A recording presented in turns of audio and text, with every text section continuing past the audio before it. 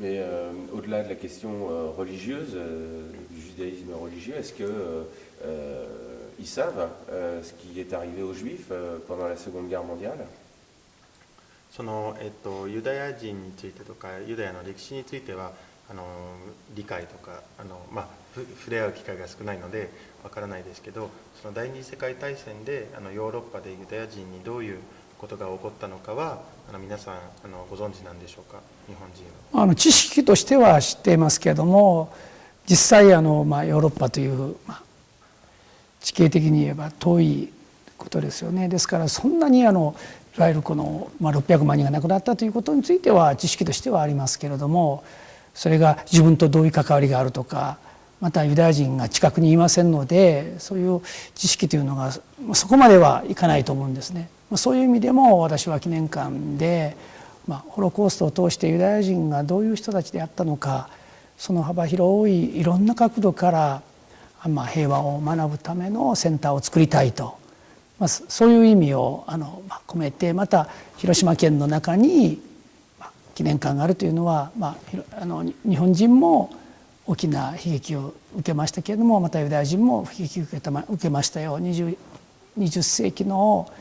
大きなその悲劇の2つの中の、両方学んでくださいという、そういう一つのねヒントを与える記念館ができたらなという、そういうイメージを今与えられたんですね。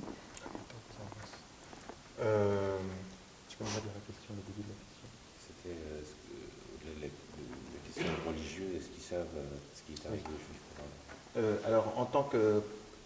pure connaissance, ils savent qu'il y a eu la guerre en Europe. Et donc pour certains, en tant que ceux qui l'apprennent, ils connaissent des chiffres. Par exemple, 6 millions de morts, ce seraient des chiffres qu'ils peuvent connaître. Par contre, ils ne savent pas en profondeur les choses. Pourquoi, quelles sont les raisons, comment ça s'est passé. Et aussi, vu qu'ils n'ont pas l'opportunité de rencontrer des personnes juives, ils ont du mal à s'intéresser. Et c'est pour ça que moi j'ai fabriqué ce Holocaust Educational Center, qui permet de découvrir la culture juive, les personnes juives sous différents angles. Et un autre intérêt, enfin une autre volonté est d'avoir fabriqué ce Holocaust Educational Center dans la province de Hiroshima. Pour Hiroshima, qui est la ville qui a reçu la bombe atomique sur elle, et pour montrer que Hiroshima, qui est la ville qui a reçu une bombe atomique, qui est une souffrance très forte pour les Japonais, et c'était intentionnel de mettre ce Holocaust Educational Center dans la même région pour qu'ils comprennent qu'il n'y a pas qu'une souffrance sur Terre, mais qu'il y a eu aussi qu'il y avait des souffrances et que la paix doit être nécessaire, qu'il y a un message de paix aussi en Europe. Parce que je vous pose ces questions parce qu'on a rencontré le fils du juste japonais, Shuine Sugihara, et lorsqu'on lui parlait de l'histoire de son père et d'Anne Frank, il disait ah oui, j'avais bien lu le journal d'Anne Frank, mais l'histoire de mon père, je ne la connaissais pas vraiment jusqu'au jour où il a écrit ses mémoires. Mais il dit finalement, Anne Frank, c'est une histoire de juifs. Hiroshima, c'est notre histoire, mais vous, c'est l'histoire d'Anne Frank. Il n'avait pas l'air d'être très intéressé par cette histoire. Le seul intérêt qu'il y trouvait, c'est que c'était une histoire palpitante, un roman palpitant. On ne savait pas si à la fin Anne Frank allait mourir ou pas. Et c'était assez surprenant comme réponse de sa part. Qu'est-ce que vous en pensez? なぜこの質問をするかと言いますと、杉原さん、水根杉原でしたっけ？中根、杉原さんの息子とお会いする機会がありまして、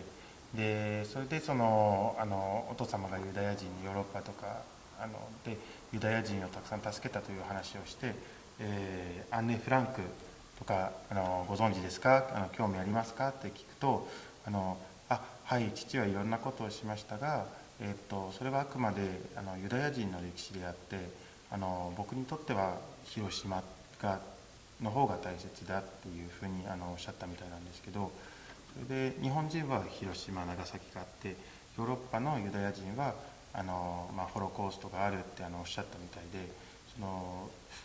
お互いのことに興味持っちゃいけないのかみたいななんか